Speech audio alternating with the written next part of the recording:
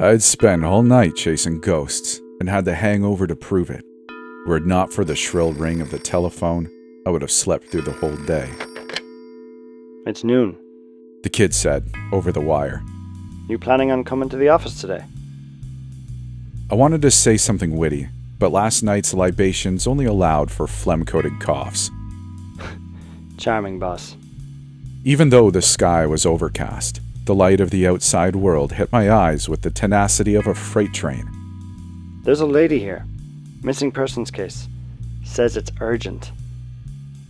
Getting off the couch was a labor fit for Hercules. The prospect of taking on a new case seemed downright impossible. In this economy, however, those that are work-shy end up on the street. Once I wheezed off the midnight gin and got my footing, I told the kid I was on my way.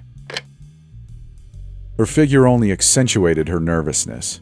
She was a scientist type, all skin and bone with specs that magnified her eyes to the realm of cartoon characters. When I offered her a cigarette, she declined. When I asked her if she'd mind me tarring up my lungs while we discussed the case, she didn't say anything. She just dodged each puff of smoke with a faint look of disgust. The missing person was Thomas Keynes, a fellow wildlife researcher. He was stationed up near the Polish border observing the denning habits of the Carpathian lynx. Thomas was staying up at the cabin with a lady friend of his. The first 2 weeks of reports he sent back to home base were fairly sparse, probably on account of his female companion. Last night, however, he sent out a frantic message about seeing flying snakes. When asked for clarification in the morning, there was no response. His research outpost had gone into complete radio silence.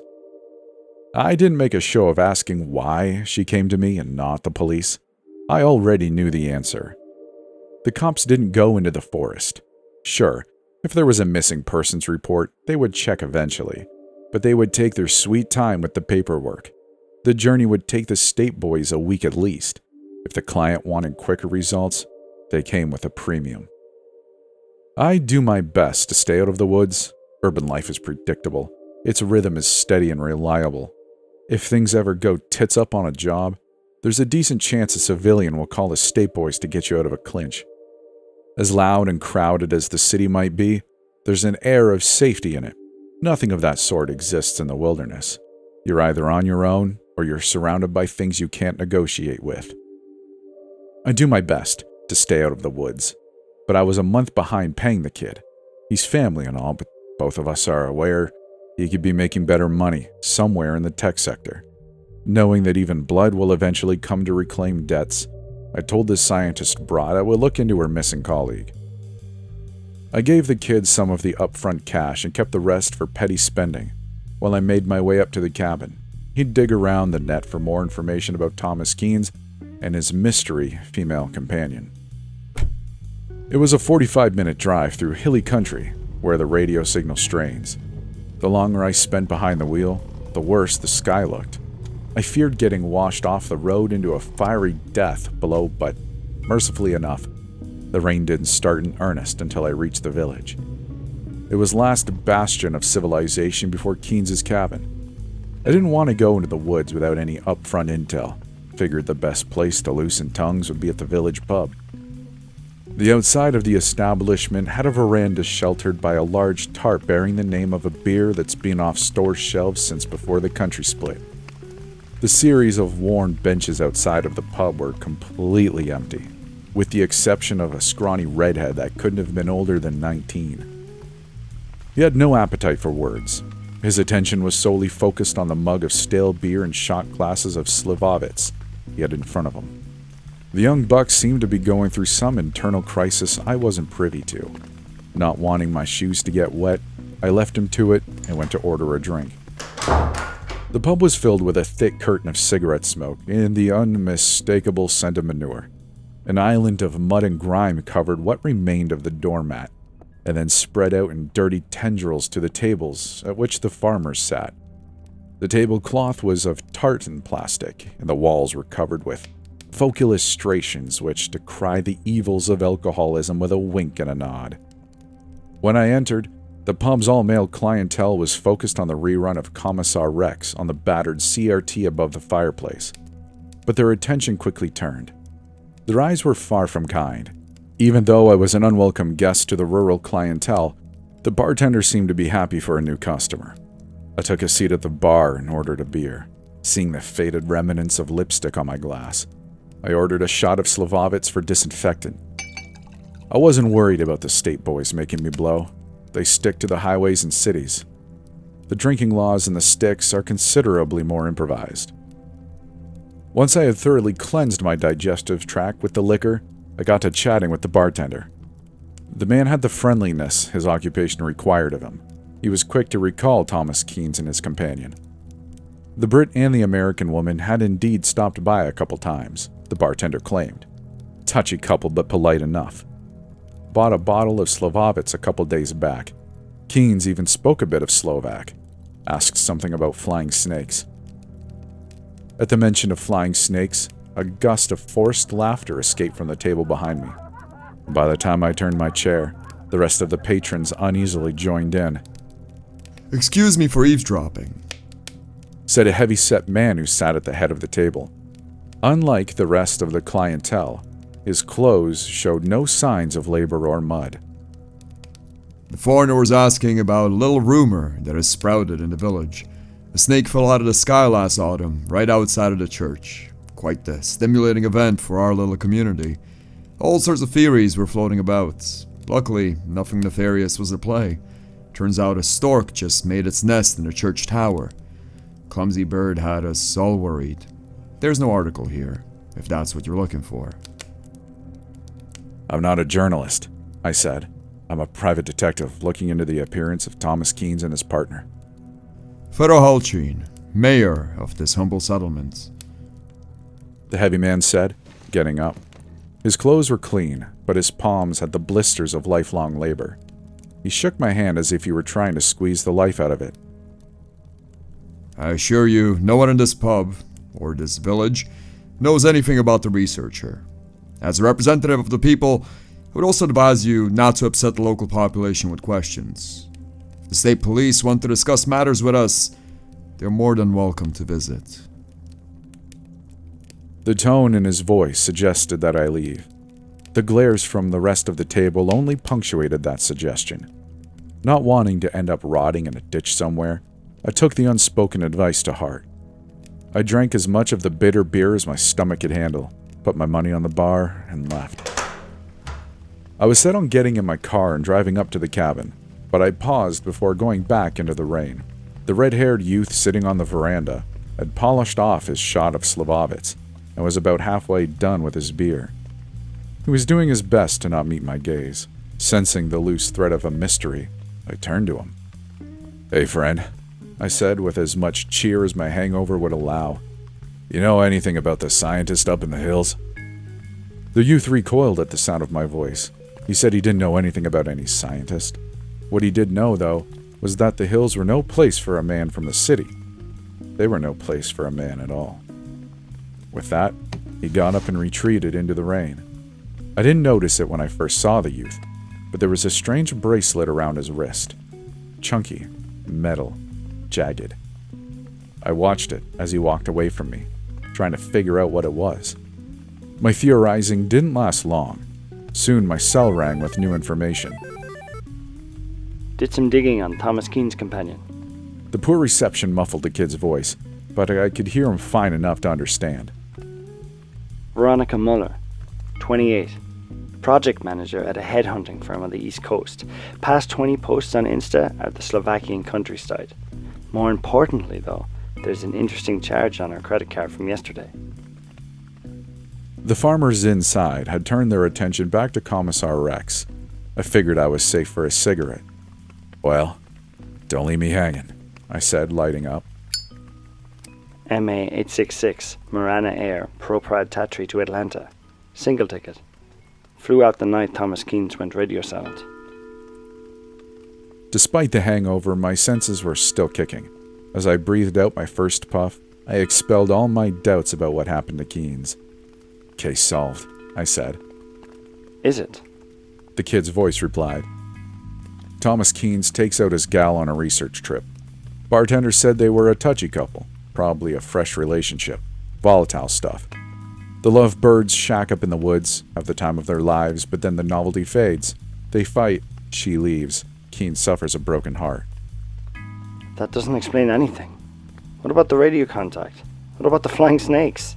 They drink rough stuff here. Bartender's a nice enough fella. Keynes drives down with a broken heart, buys a bottle of something he can't handle, and boom. Sends a rambling message back to home base. Maybe messes up his equipment in the stupor. What about the flying snakes? Red herring. Drunken babbles. No such thing as flying snakes, I don't know, boss. the kid says. Flying snakes wouldn't be the first thing my mind would go to if someone broke up with me. That's 'cause you're young, kid, I say. Never had your heart broken. The road that led up to the cabin was a road in only the loosest sense of the word. Even though the GPS denoted it as a possible route for a car, it was solely suited for tractors. The rain turned the packed earth into slippery mud and threatened to send me sliding into the tree line. But the old motor persevered. By the time I could see the cabin, the GPS had nothing to say. The signal had faded into obscurity. Seeing the truck parked by the cabin gave me a sense of calm. If the car was still there, the chances of Thomas Keynes being in the area were solid. For a moment, I congratulated myself on my detective skills. The closer I got to the cabin, however, the more my theory started to falter. If what transpired between Thomas Keynes and Veronica Muller had indeed been a domestic scuffle, it was one for the history books. The truck was the one thing that seemed untouched by violence. The door to the cabin was knocked flat off its hinges. The windows were jagged portals of smashed glass. Down by an apple tree, just a dozen meters away from the cabin, lay a broken internet router. The question of why the cabin had gone radio silent was answered, but my theory about Keynes' broken heart was starting to crumble. The router wasn't smashed up in a drunken rage. The plastic was bent and cracked inwards, as if it had been squeezed. I doubted that Keynes would crunch the piece of tech with his bare hands. I was starting to doubt whether it had been destroyed by a man at all. One look inside of the cabin whipped away all my questions about the router. Thomas Keynes was curled up in the fetal position next to the smashed-up fireplace. He was dead. He was very dead. The sight of the cabin, in the state of the router, cast a doubt on my initial theory of Keynes' broken heart. The state of his corpse completely blew it out of the water. His skin was a purplish hue and his bloodshot eyes were bulging out of his skull. Were I not told that he was still communicating with the outside world 48 hours ago, I would have presumed he'd been dead for at least a week. Past the swelling of his discolored flesh, however, I could see the dents of teeth marks. Snake bites. Suddenly, the idea of flying serpents didn't seem like a red herring. It seemed entirely too real. I took out my phone to update the kid. The lack of signal shot an involuntary wheeze out of my lips. The corpse needed further observation, but I wanted to count the remainder of my time inside the cabin in seconds. With the camera function on cell, I took a snapshot of the crime scene. The circuitry in the phone had decided that the room was too dark for a photograph. Without my consent, the camera lit up the room with a flash. That burst of light set a terrible series of events in motion. That burst of light nearly ended my life. A hiss rose from within the smashed-up fireplace. Before I had a chance to properly register the sound, two reptilian eyes were staring at me from the dark ash. I was face to face with a massive serpent. Running out of the cabin did nothing to dissuade my pursuer.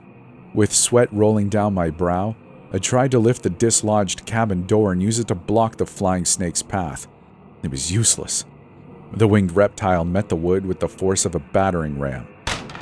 With my breath beat out of my chest, I found myself lying in the mud, surrounded by the splintered remains of the door. The wings that spread up the animal's spine were like those of a hummingbird. They struggled to keep the serpent in the air and left its body sagging towards the ground in places. As small as the wings of the creature were, however, it moved no slower for them.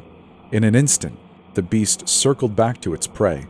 It floated above me, incomprehensible. a fevered nightmare brought into the world of flesh and blood. A pair of misshapen fangs extended from the creature's mouth. With a low, terrible hiss, globs of chunky purple spit started to trickle down onto my duster. I could feel the hot venom burning through the fabric. I was certain I was going to meet my end to this abomination of biology. And just as the Winged Serpent was about to deliver its killing blow, I heard a jarring sound whine through the forest. It was like a mix of television static and nails being dragged across a chalkboard. The snake was suddenly whipped towards the tree line. I scrambled to my feet and pulled out my revolver. My mind was frantic with shock, but my training was starting to kick in. My gun was in my hand and I was ready to shoot. But the moment I took account of my surroundings, my knees went weak once more. Two thick vine-like tendrils were holding down the snake in the muddy grass. They were connected to a creature, a beast even further away from conventional biology than the snake. The amalgamation resembled a cat, but it did so in the loosest sense. Even though it had a remotely feline shape, the creature had 6 legs and was covered in a layer of leaves and grass. At its back sat a bulbous mass of foreign flowers from which the vine tendrils spread. "Don't shoot!" yelled the scrawny redhead. He was standing behind the strange cat creature. A metal cube which could have fit into his strange bracelet was sitting in his hand. "Bullets won't stop the snake! Don't shoot!" The winged snake was thrashing on the ground, pinned by the vine-covered tendrils. They were squeezing the reptile hard. The middle of the beast's body looked like it was about to burst under the pressure. The snake's will to fight started to fade. Soon enough, it was barely moving. "Enough!" said the scrawny villager to the 6-legged cat. "Enough, I said!" With some reluctance, the tendrils loosened and retreated to where they came from. The winged snake lay in the grass, twitching on the edge of life and death. The cube in the villager's hand let out a distinctive click when it was aimed at the winged serpent. The same horrid static hush scratched across the forest again. In a bright flash, the snake creature disappeared. "What the hell was that?" I demanded, but the villager was too focused on the glowing cube in his hand. My question didn't register with the youth, but it did get the attention of the 6-legged cat. For a moment, the creature stared at me with its slitted eyeballs, and then, with the swiftness of a circus whip, it shot one of its tendrils across my wrist. With ease, the thing lifted me off my feet. I had been saved from the flying serpent, but now I was dangling in the air, held up by an even more terrible creature. "No! The youth screamed, as he saw me aim my gun. Don't shoot it!" I don't give a damn about his opinion. All I wanted was to be standing on solid ground. I aimed my gun at the creature's skull and pulled the trigger. The shot would have hit its target, but the villager was quicker. In another flash of light, the creature disappeared and my shot hit the wet earth. Momentarily, my body hit the ground as well. "What the hell was that?" I asked, again climbing to my feet. "Where the hell did those things come from?" It was just the two of us in the forest now. The red-haired villager met my eyes with caution. "You don't want to know. He said gravely. You don't want to know anything about what happened to Thomas Keynes or the flying snakes, and you certainly don't want to learn anything about Professor Willow. If you know what's good for you, get out of the forest while you still can." With that, the kid ran off. I didn't chase him. Instead, I retreated to my car and lit a cigarette to calm my nerves. Getting the car out of the mud was a lengthy task, but it gave me time to think. Over the labored whines of the engine, I considered the question of Keynes and the redhead and the flying snakes. I had no idea who this Professor Willow character was, and by the time I had managed to get the car back on a civilized road, I had decided to keep it that way. The village youth was right. Some cases aren't worth the squeeze. They're not mysteries to solve. They're reminders that a man shouldn't spend more time in the woods than he has to.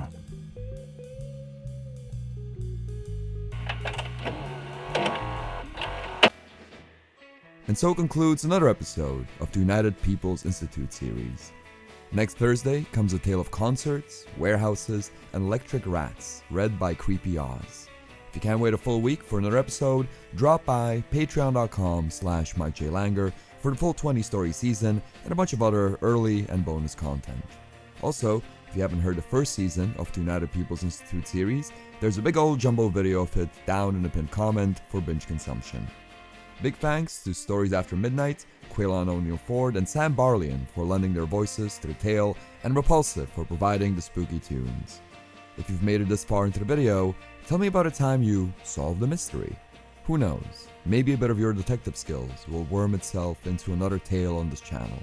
And finally, as usual, a huge thanks to the patrons for making the show possible.